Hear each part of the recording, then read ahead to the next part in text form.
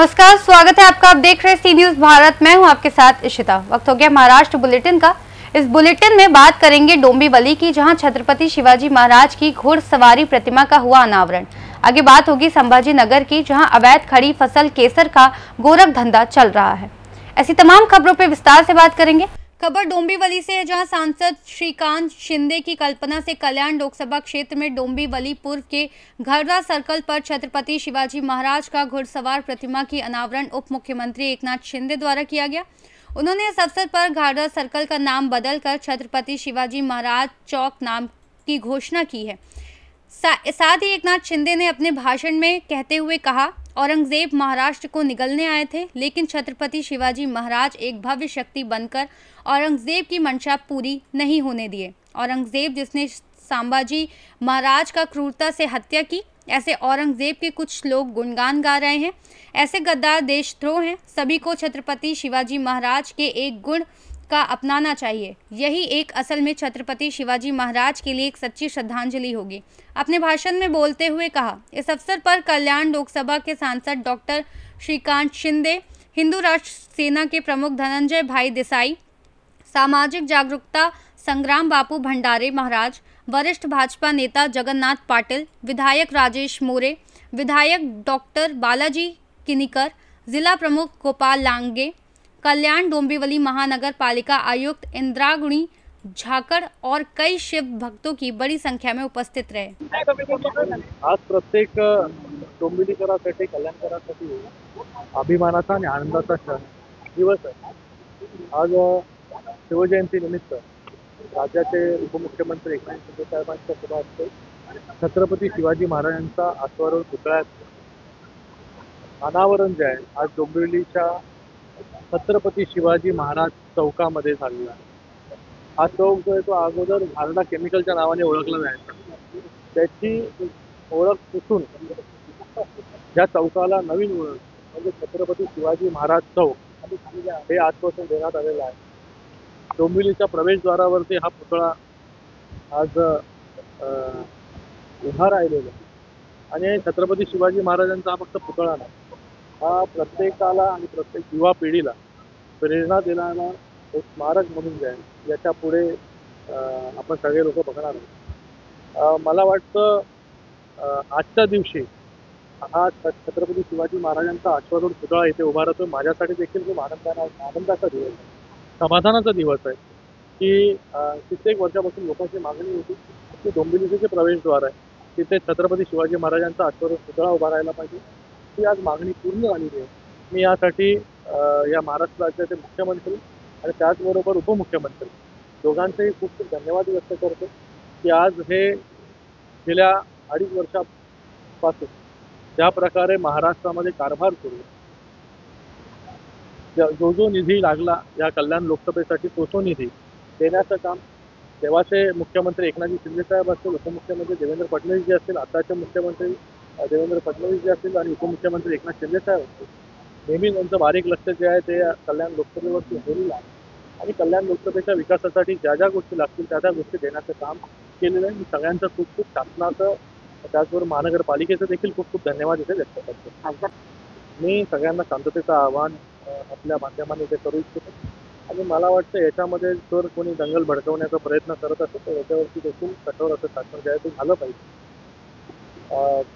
आज पूर्ण महाराष्ट्रामध्ये 2.5 वर्षामध्ये एकही दंगल नाही, चांगल्या प्रकारे जे आहे हे शासन काम करतंय, लोकांपर्यंत हे शासन जाते, वेगवेगळ्या योजना घेऊन हे शासन जातं। मला वाटतं काही लोकांना जे आहे ते बघवत नसेल तर त्यांना देखील मी आवाहन करतो की या महाराष्ट्रामध्ये जे आहे ती शांती जी आहे ती अधिक मानली द्या, कुठेही जे आहे गालबोट लागेल असं जे आहे वक्तव्य देखील करू। अबू आझमी सारखी जी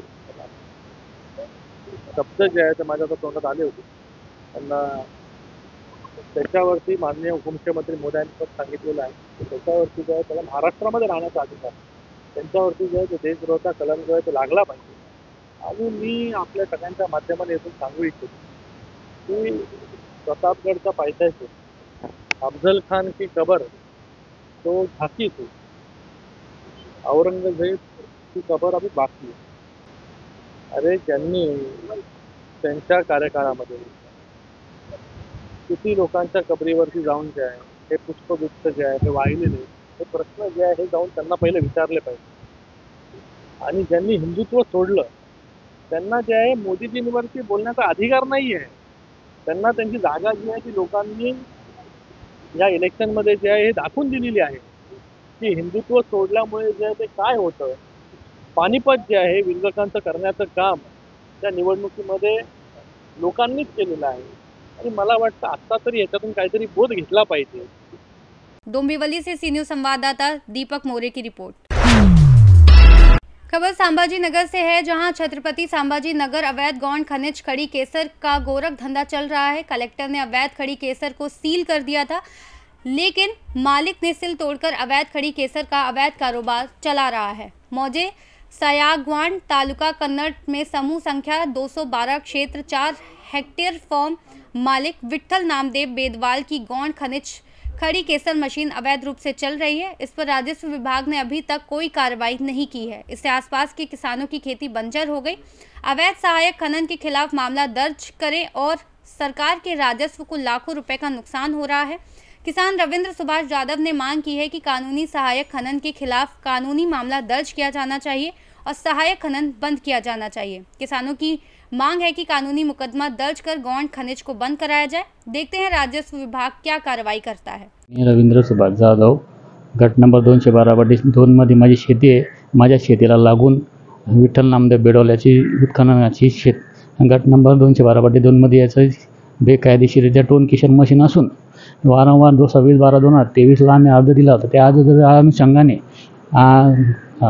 माननीय तहसीलदार साहेबांनी आदेश दिल्यानंतर दंडात्मक कारवाई झाल्यानंतर सुद्धा ती शेती सील केल्यानंतर सुद्धा बंद होती। आणि त्यानंतर आम्ही जिल्हा अधिकारी साहेबांना अर्ज केला 10/12/2024 तर त्या अनुषंगाने त्यांच्या पत्रानुसार जे सीलाचा आदेश दिलेला होता साहेबांनी ते सील करून सुद्धा आज रोजी रोख दंडकशाहीने विठ्ठल नामदेव बेडवाल यांची खडी केशर मशीन चालू आहे, जी साधारणतः आज रोजी सुद्धा चालू आहे। आम्ही जायमुखार जाऊन सुद्धा गेलो असता तिथं आज रोजी लाईव्ह चालू होती। तरी आम्हाला जर न्याय नाही भेटला तर येणाऱ्या 10-15 दिवसात आम्ही आत्मदानाचा इशारा देऊ। जर न्याय नाही मिळाला तर म्हणजे खडी आल्यानंतर सुद्धा आज रोजी हुकुमशाहीनुसार चालू आहे, दंडकशाहीने त्याचं चालू आहे। म्हणजे कुठल्याही तहसीलदारांच्या आदेशाला पालन न करता आणि जिल्हा अधिकाऱ्यांच्या कायद्या आदेशाला पालन न करता दंडकशाहीप्रमाणे आज विठ्ठल नामदेव बेडवाल यांची मशीन चालू आहे। अशा व्यक्तीवर दंडात्मक कारवाई करून सील करून आणि त्याचा गुन्हा दाखल करण्यात यावा। आणि गुन्हा दाखल का होत नाही, ती जप्ती का होत नाही असं मला प्रशासनाला सवाल पडलेला आहे। तरी माननीय महोदय साहेबांनी याची दखल घेऊन तो जो बेकायदेशीर गौण खनिज उत्खनन करत आहे तो वारंवार असे प्रकार घडत आहे व कुठंतरी आम्हाला धमदाटे बी देतो आणि त्याच्यामुळे जर शासनाने याने कुठंतरी अनर्थ होऊ नये याच्यामुळे शासनाने दखल घेऊन त्याची मशीन जप्ती करून आणि गुन्हा दाखल करण्यात यावा।